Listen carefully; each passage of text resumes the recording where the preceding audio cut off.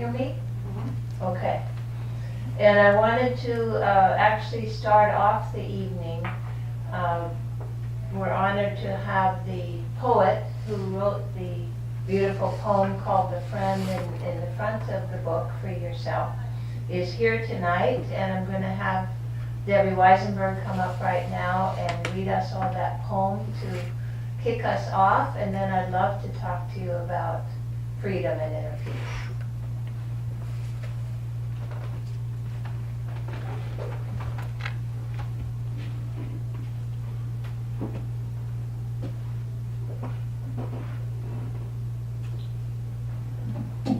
Thank you, Carolyn. My poem is called The Friend.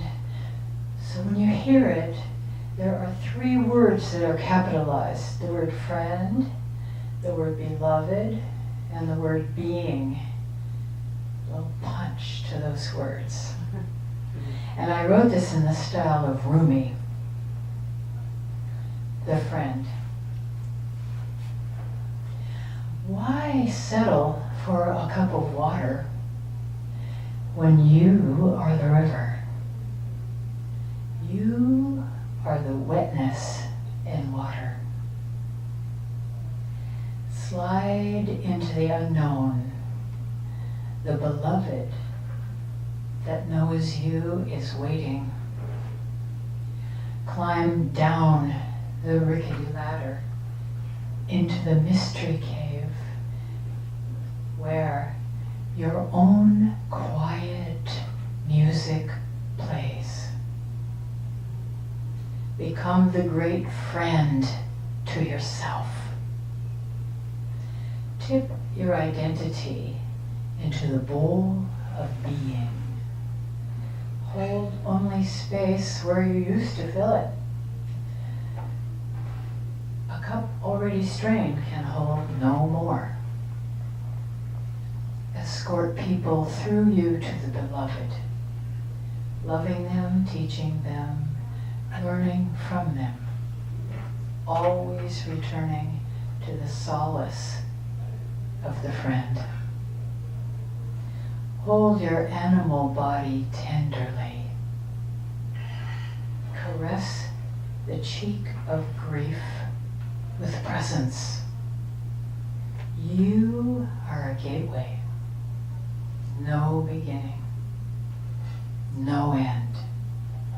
No beginning, no end. A flame of living truth unfolding. Become the great friend to yourself.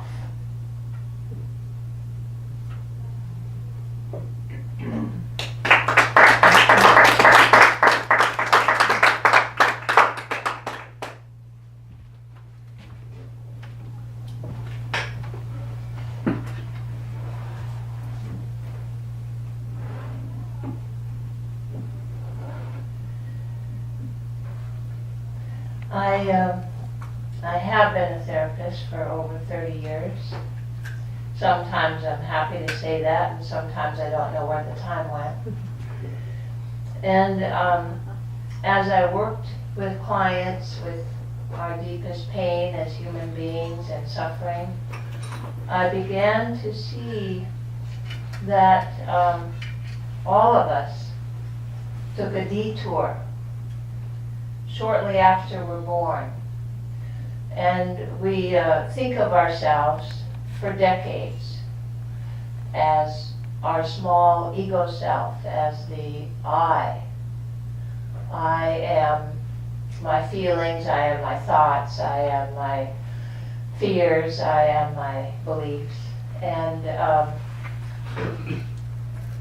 as I work with clients and people who are raised Catholic or Protestant or Jewish or atheist or whatever faith they might be, we all took this detour into the path, the very limited, restricted path of ego.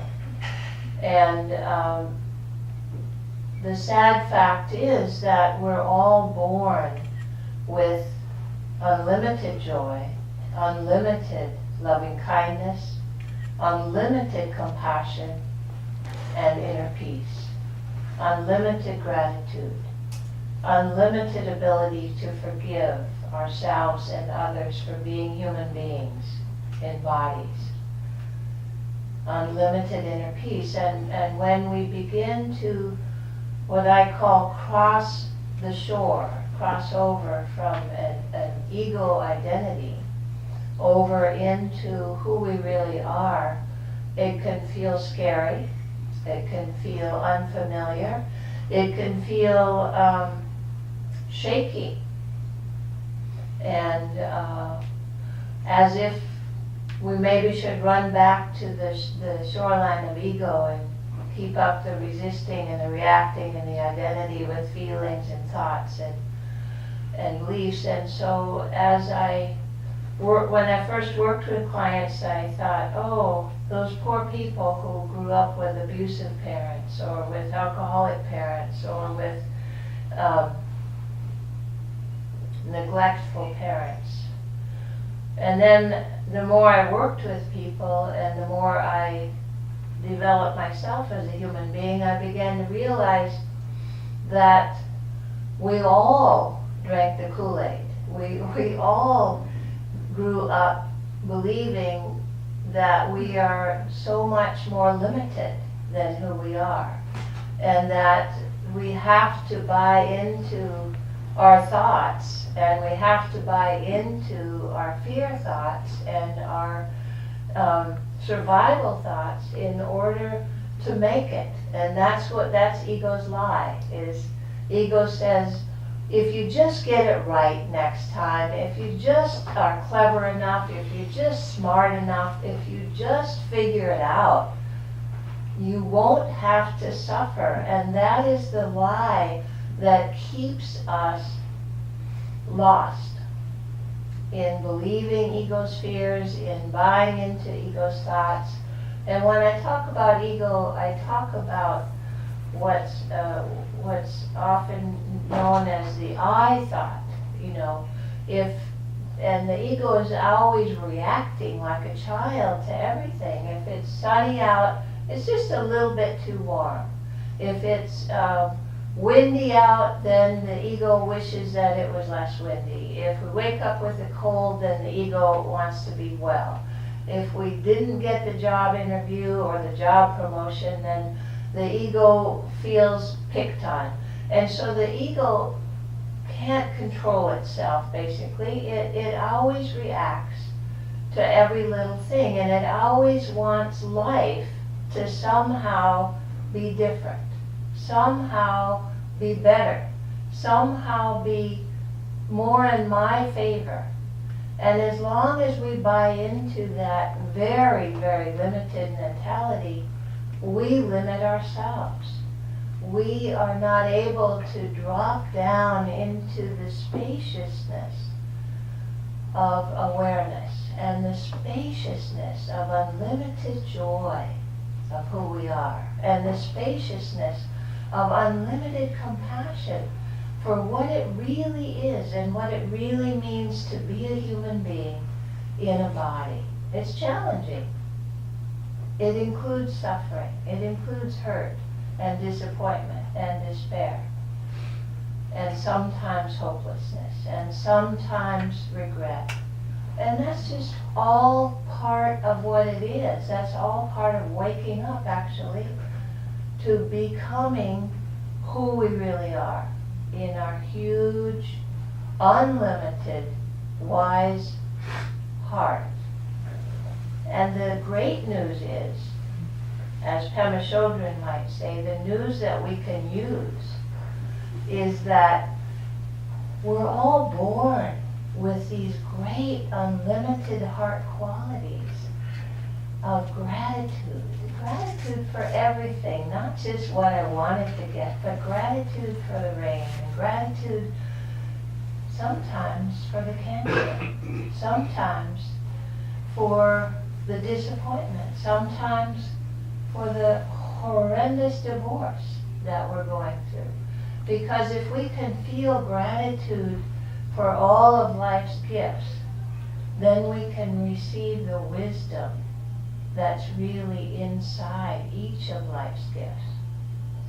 So I wanted to read a passage to you in chapter 2 about curiosity. I love curiosity because curiosity is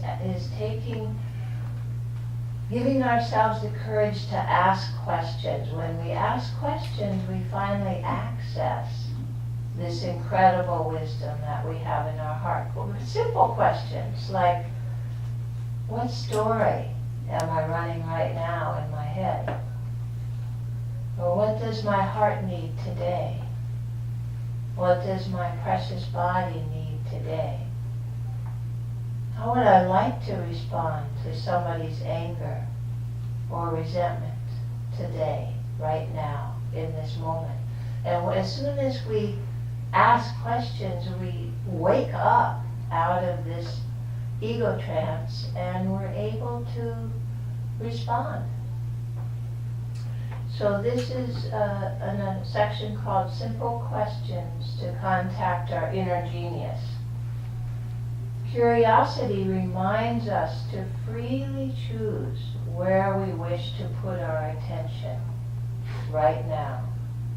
Every situation, every conflict, every symptom, every feeling holds a pearl of wisdom inside. If we respond with curiosity, our job is to use our discomfort, use our despair and hopelessness, use even our pain to see ourselves and see our humanness more clearly. Curiosity invites us to be fully present right now and unlock those secrets of life by asking questions. When we ask a question, ego's constant chatter takes a break. Our attention shifts into hearing our wise heart. Rather than staying on the surface, lost in guilt or anxiety, jealousy or anger, we drop down into a deeper sense of self. The moment we ask, what story am I telling myself right now? We stop identifying with the content of our ego stories. We stop identifying with the judgments and doubts and fears that tend to dominate the landscape. The moment we pause to ask, how am I perpetuating this conflict?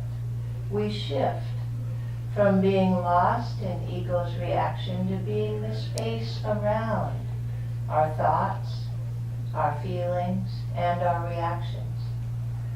The instant this occurs, our sense of who we are sinks deeper into the quiet, loving, aware compassion in our core. Awareness brings conscious choice, and conscious choice brings freedom.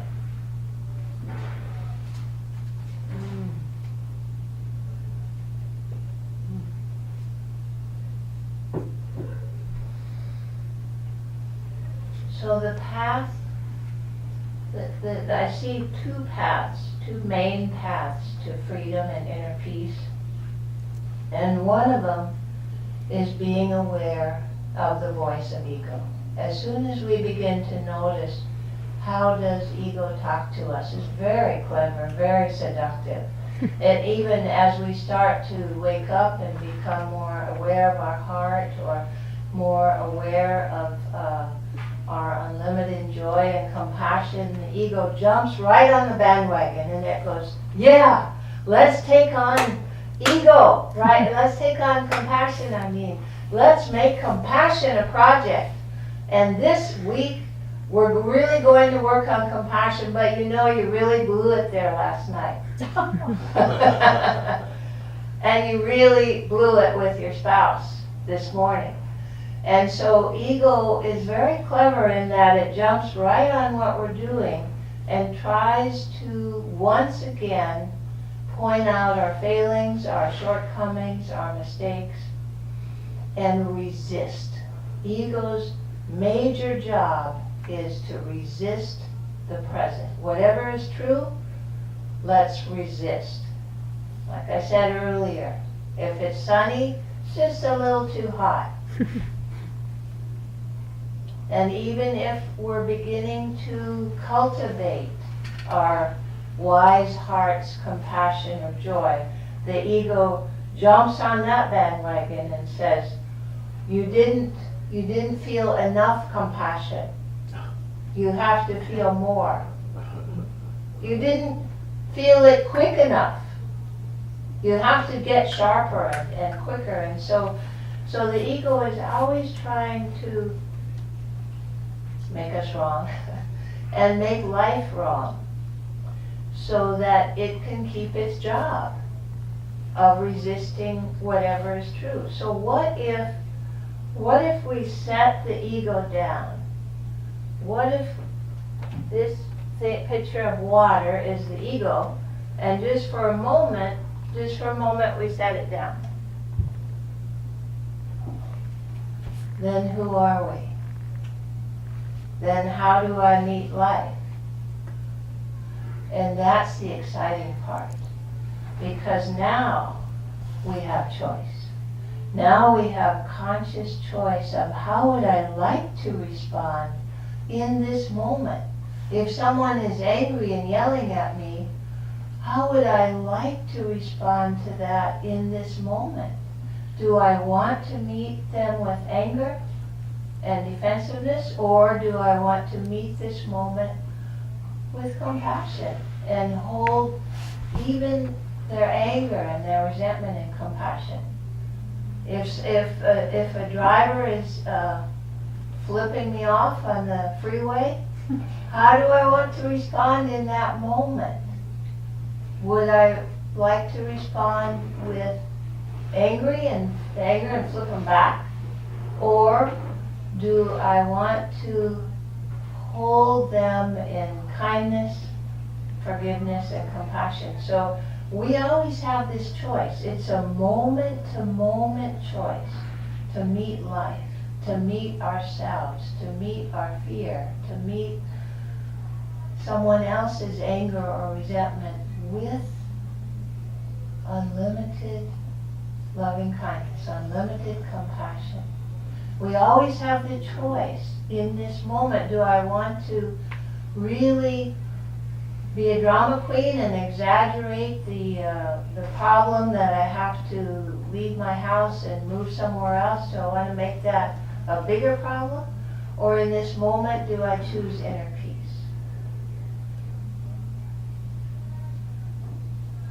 If my back is hurting again and I don't like it, or if the ego doesn't like that, do I make that the highlight, or do I choose inner peace? So we always have these moment-to-moment choices, as long as we notice ego thoughts as just a thought, ego reactions as just reactions, ego feelings that are coming and going, fear, frustration, irritability, coming and going. We can choose to identify with the irritability, to identify and get all worked up about the frustration, or consciously choose inner peace in that moment. We have conscious choice. As soon as we notice and learn how the ego tries to talk us into resistance and reacting to every little thing, we have choice. And when it comes down to it, if you really think about it, what would you rather choose consciously? Would you rather choose a resentment story that you're going to live in for the next 3 years? Or would you choose unlimited joy? Would you rather choose to be lost and identified with the fear that I might get cancer, or fear that I might die, or fear that I might lose my retirement income or house or whatever, or choose unlimited compassion, unlimited kindness, which when we really think about it consciously, most of us would choose from our heart, the heart qualities that we're born with. Unlimited inner peace, unlimited compassion, unlimited joy, unlimited gratitude, unlimited presence, unlimited awareness. Most of us will choose, if we're conscious, to bask in who we really are. So the key is really waking up out of the trance of ego and allowing ourselves to choose, asking that question. I wanted to read a section on conscious choice from chapter 3 in this book, which is on our awake heart. If I can just find where I put it here.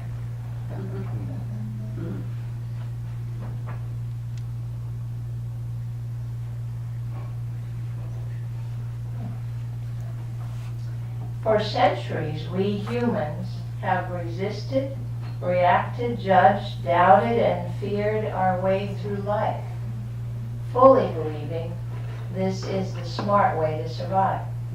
We all know the routine. Hide those tender feelings, the hurt, the sadness, the fear, even from ourselves. Take everything personally. Make up a story to avoid feeling our feelings. Blame others or life for all misunderstandings, and then repeat.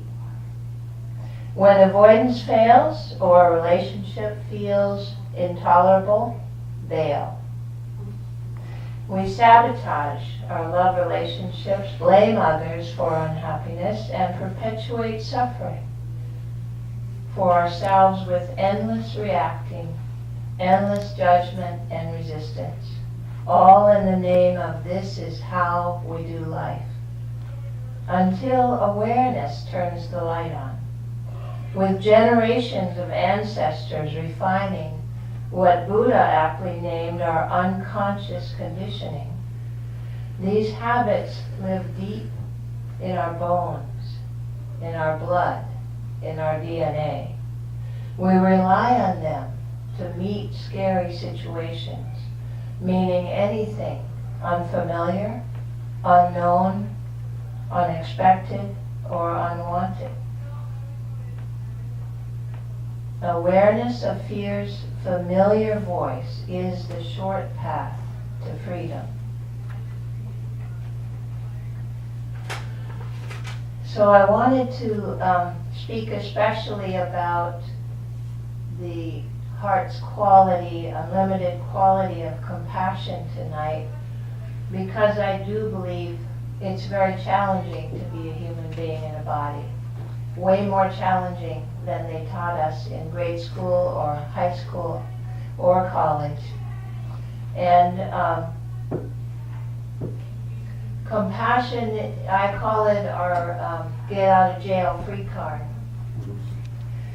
Compassion allows us to finally see that that we can hold all of our feelings, all of our thoughts, all of ego's reactions, all of our fears, our judgments, our doubts, all of them in loving compassion. And when we do this, we create space around what we're feeling, what we're experiencing. And when we have space, we stop identifying. I'm not my judgment. I'm awareness, noticing my judgment. I'm not my fear. I'm awareness, noticing my fear, noticing self-doubt. And when we do this, we create tremendous freedom for ourselves. But first we have to see how to get here, how to cross from the shore of ego over to the shore of compassion. And since I'm a body-centered therapist, I wanted to just give you an experience of how easy it is to cross this shore over to the other shore. So close your eyes for a moment.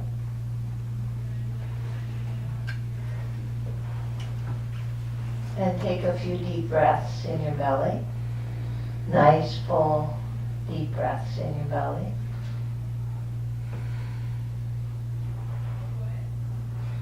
And just invite into your awareness right now some event or issue in your life. Maybe an issue that you're not real happy that it's here.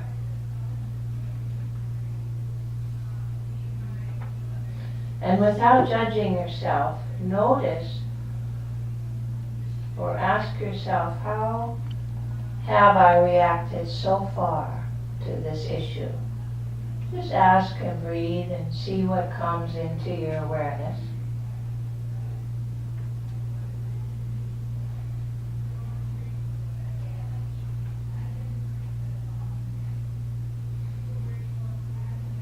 And then ask yourself, how have I suffered by my reaction? Without judgment, just being honest, how have I brought more angst, more suffering to the issue with my reaction?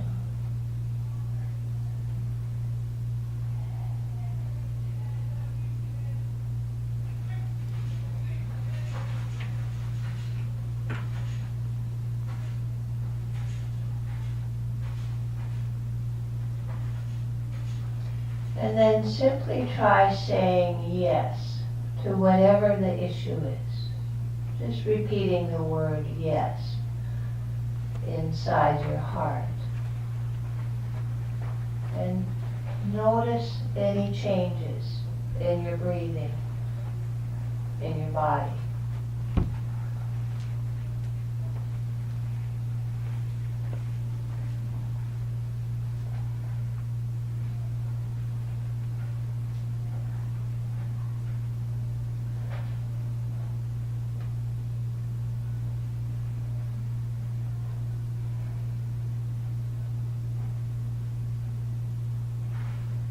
And now try holding this issue in loving compassion. Just think of something or someone you really, really love, and just shine that love and compassion on this issue just the way it is. Not needing to change it or disappear it in any way. Just holding it right now in loving compassion.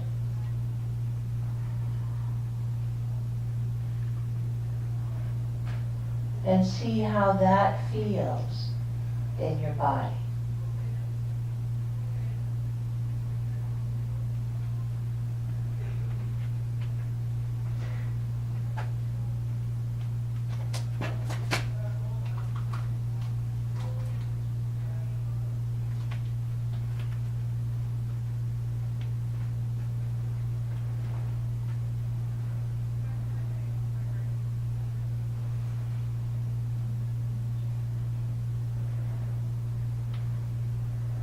And then gently begin to open your eyes, trying to stay connected with your breath inside as you open your eyes.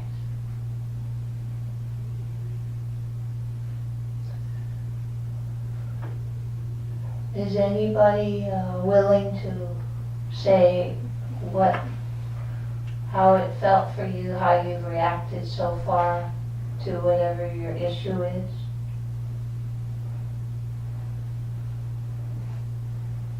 Yes? I found the yes very powerful. Just the blanket yes. Right. Harder to do the stay with on other, but the yes was really clear and just very, I felt it all the way through. Yeah, when we say yes, we allow whatever is true to share the same space with our awareness, so that it just gently lets go of ego's resistance. Good. Anything else? Yes. I found it relaxing to think of things differently. First, maybe harboring anger and then letting go of the anger and looking at it differently. It's calming and relaxing to do that. Right, right. And calming and relaxing, peaceful, loving, compassionate, that's who you are. That's who we are in our core. And often the busyness of the ego thoughts and resistance and defensive reactions take our awareness away from that, sort of hijack us away from the calm, peaceful, wise heart that we all are.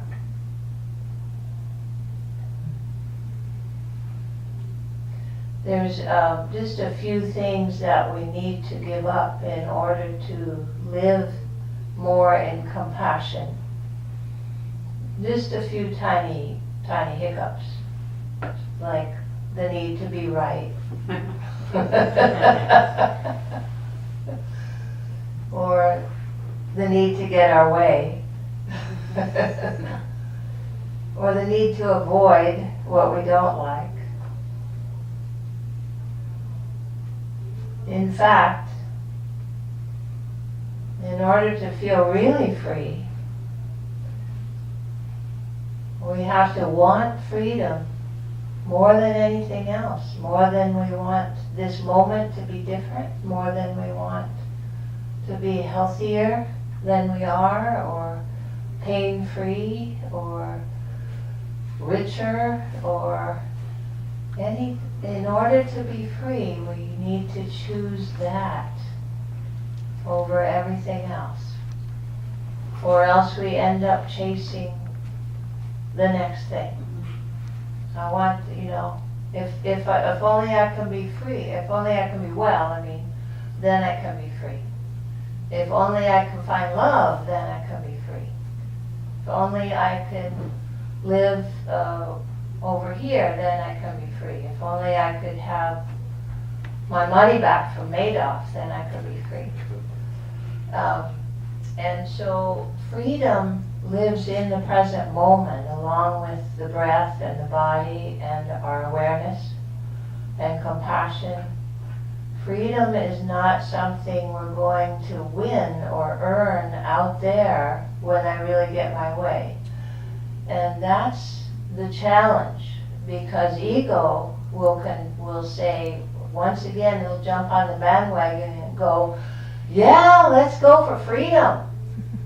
If only you could get this and this and this and avoid that and that and that, then we'll get there, we'll be free. And once again, it's postponing our freedom, postponing our unlimited joy, postponing our inner peace, convincing us that, again, this moment, there's just something wrong with it. Just flat out, there's just something wrong with it. And somehow, if we just do it right, it could be better. But when we really sink down into this moment just the way it is, and our life just the way it is, there's tremendous peace, there's tremendous freedom. And the compassion and kindness just bubble up. They begin to bubble up. So I wanted to talk about the second thing that is important to realize as we move toward freedom and compassion and inner peace. One more tiny hiccup, which is that we get really identified with the story of me. And we get really lost in the story of me. Now, you can't be a therapist for over 30 years and not realize that there's only a handful of human stories. Even though we like to think I'm the only one who's misunderstood. I'm the only one who suffers from not feeling good enough. I'm the only one who feels unlovable way down below. Even though we feel like we're the only ones, there's only a handful of stories, and most of us have one key story that we bring forward from childhood. We forget that it's there, and then we suffer. We suffer because we're always trying to prove that story right underneath our behavior, our actions, our thoughts, our words. I see this as a marriage and family therapist all the time. People fall in love, people get married, people have the honeymoon phase, and then they get really busy trying to prove their story right, that nobody understands me, or nobody really loves me, or nobody cares about my needs, or nobody thinks I'm important and my feelings are important. And so in relationship, unconsciously, we get busy proving this one core belief right without even realizing it. So as soon as you understand and name and bring to awareness, to conscious awareness, what your story is, that you may have picked up in childhood from a particular trauma or wound, then you can have a different conversation. Then when you and your spouse are fighting, or you and your lover are talking and having a conflict, you can say, you know, my fear of being misunderstood is up. My fear of not being good enough is triggered. And we draw compassion instead of argument from the loved one. So the more transparent we are, the more we know ourselves, and the more transparent we are about, this is what I'm feeling, this is my belief that's just gotten triggered, this is what I need around it, I need a hug, I need to hear that you love me, I need to hear that you're not leaving me, etc. Then we're more transparent and less identified with the story of me. It's not like the ego disappears. It's not like the story disappears, ever. How we relate to ego and how we relate to the story changes everything forever. So I wanted to read a section in chapter 5 on the compassionate heart. Compassion is a gateway to freedom, a gateway we can enter at any time. We usually store compassion on the top shelf of the china cabinet, along with Grandma's good silver and china for special occasions, like Thanksgiving, Christmas, or Uncle Frank's funeral. But compassion belongs with our everyday dishes and silver. It comes to the rescue when we forget an appointment, judge ourselves for making a mistake, or hear that our spouse's cancer has returned. Much more than a feeling, compassion is the heartfelt warmth shared between equals, even if we don't totally understand another's suffering. Compassion becomes a lifelong companion. It blossoms into a serious commitment to free ourselves and free others from suffering by leaning into our suffering and getting to know it really well, rather than perpetuate ego's lie that if you just do it right next time, you'll never have to suffer again. Compassion knows that freedom lies in accepting life as it is, free of resistance. Like shedding a winter coat in springtime, compassion sheds ego's habits. And in doing so, it elevates our ability to be present to the highest level. With its unlimited capacity to hold all feelings and all experiences tenderly, not just those that ego wants or likes. Compassion sees the whole scenario of events and reactions unfolding before our eyes and loves all of it. It loves the hurt or fear, sadness or shame that fuels our resentment. It loves egos acting out once again. It even loves our childhood belief that triggers our hurt and fear and sadness. The arms of compassion embrace everything. Compassion greets anger and resentment, disappointment and suffering with kind gentleness. It welcomes each life experience without judging any of it, good or bad. It trusts that our caring, compassionate heart will embrace and love whatever arises. It rejoices each time conscious awareness greets unconscious conditioning with loving compassion.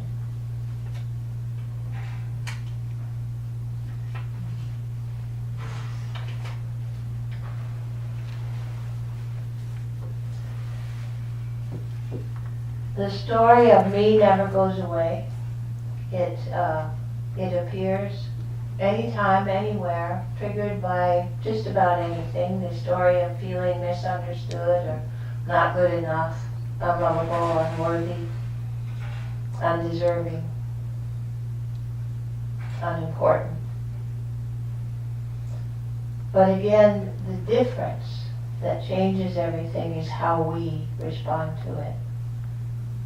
We greet it, we say hello, we hold it in compassion, we allow it to be present.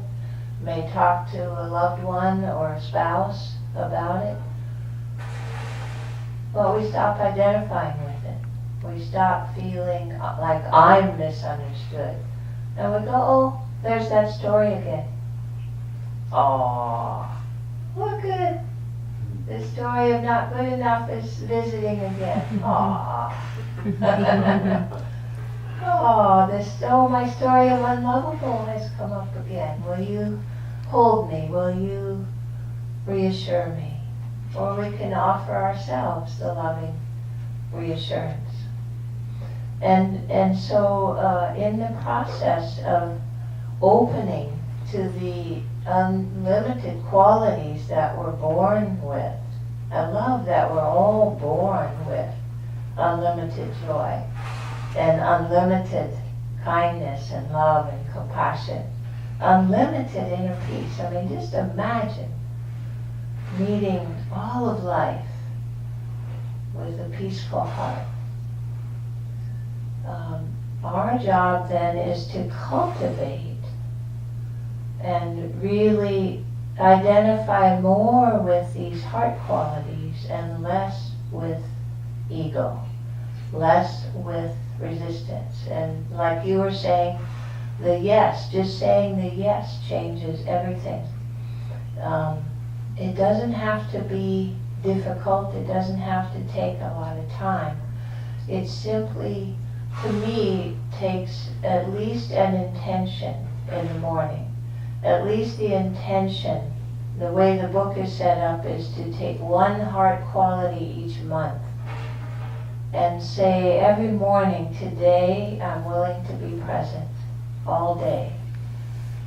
No matter what comes my way or what gifts life brings, today I'm willing to be fully present with my feelings, noticing my feelings, fully present when someone is reacting from their unconscious conditioning.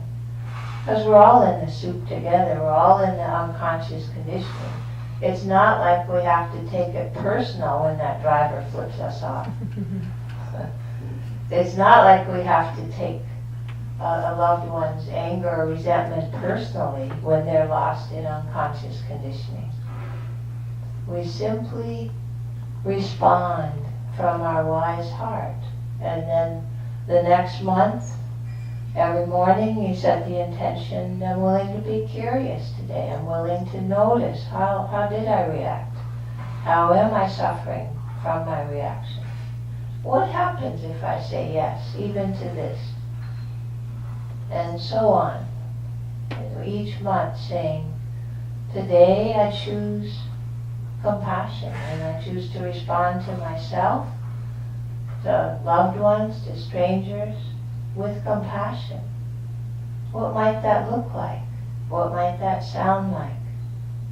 When I was first doing this, I had to pretend that I had duct tape over my mouth so that I wouldn't blurt out ego's reaction or resistance. But after a while, it becomes easier. It's like, oh yeah, that's right. I want to meet this person's frustration with compassion, or kindness, forgiveness, inner peace. And so I wanted to read one more excerpt from the book and then have time for questions and answers. This is from the conclusion of the book called Coming Home to Freedom. As our heart opens and we see ourselves and life through the kind, loving eyes of compassion, freedom becomes our daily companion. We lean into the spacious freedom that holds frustration, confusion, loneliness, hopelessness, and trauma in its warm, loving embrace. In this very real place, underneath ego's judgment and resentment, worry and despair, which initially may even still grab our attention, our wise heart beckons us back again and again and again into this present moment, into this peaceful moment where freedom lives right here, right now, always. Our moment-to-moment task, day after day, year after year, is to choose freedom more than anything. Freedom is the truth of who we are. Freedom is our birthright, our true nature. We're always free, no matter what is happening around us or what feelings are moving through us. No longer lost for hours and days in ego's thoughts, fears, and regrets. We freely come back to our breath and rest in the magic of this moment. Awareness brings conscious choice, and freedom evolves as we step into the present and totally accept life as it is.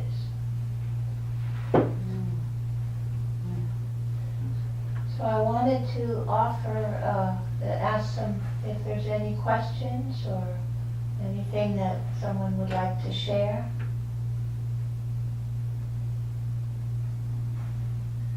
Yes. Yeah, I haven't read your book or anything. Thank you very much. It was really lovely. I just wondered how the fear, if you can just say briefly how, I mean, I know it's all connected, but how the fear fits into. How fear fits into. Yeah, or your version of how fear would fit into freedom. Well, first of all, fear is a thought. And so we have the choice to pay attention to that thought or not. And it's always good to ask, is that really true? Because often fear is not. Often fear is a lie.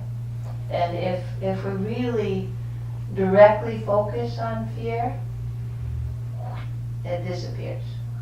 It cannot withstand our full conscious attention. It's usually just coming in from the side, you know, and hey, what about this? Or you know, watch out for that. And if fear had its way, we would all be hiding in the basement in the corner for our whole life. Because that's fear's job. Just like ego's job is to keep us out of the present and to keep resisting what is, then fear's job is to scare us. And it tries to convince us that it's true and that we should pay attention.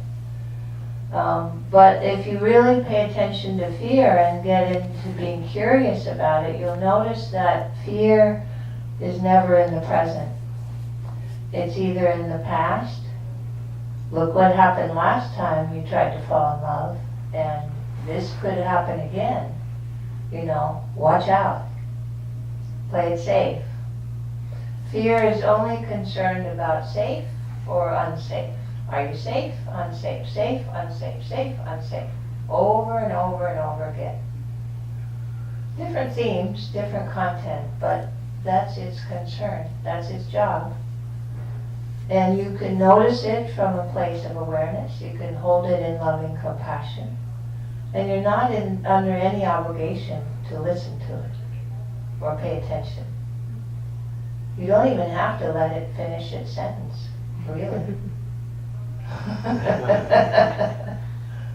You just label it, oh, fear. Oh, there's a fear thought. Does that help? Yeah, thank you. Okay. Any other questions? Yes. How do you respond? You know, we live in a world where sometimes someone else could make you angry or comes at you in a confrontational manner. So you're saying you turn that around and hold them and take it for what it is and turn it around and think of it differently. Right. Well, you know how in Aikido you take another's energy and kind of send it right back out? If you're really looking at that person through the eyes of compassion and you have this understanding that all of us move in and out of conscious and unconscious awareness, quite a bit of unconscious. And so when you realize, oh, that person is lost in their unconscious story of me, or their unconscious projecting their feelings onto me, then it's not as big a deal as when your ego is reacting personally to what they're saying. So you can notice, oh, they're having an unconscious moment over there, and oh my goodness, ego's having a big reaction over here. Well, I think I'll just, for now, set the ego reaction down and choose to respond with compassion. It changes the playing field when one of you responds with compassion or kindness or love. You have a whole different conversation then. I understand that.